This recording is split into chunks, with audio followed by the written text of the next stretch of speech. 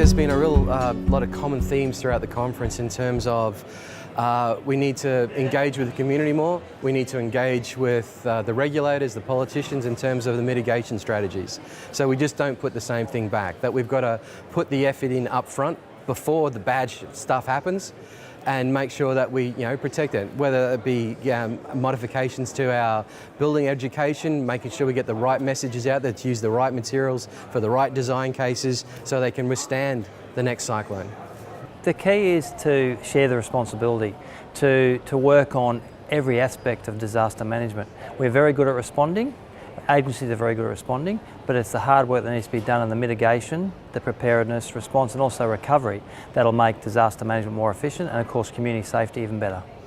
If you look, for example, at the finding of the Productivity Commission report a couple of years ago, they said this country is spending 97% of our disaster funding on response and recovery, 3% only on mitigation. It's that balance, that equation, I think, that we need to rethink and recalibrate.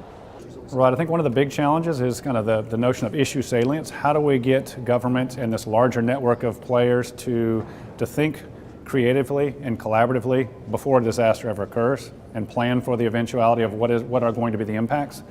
But the challenge is how do you do that in a way that recognizes that this may not be the most salient issue?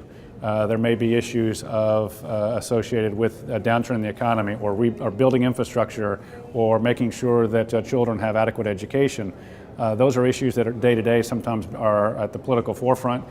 The issue of pre-event planning for post-disaster recovery isn't always the most pressing until, of course, the disaster happens. And because of that, if you haven't done good planning in advance of the disaster, the recovery process can be slow and painful, laborious, inequitable, and so forth.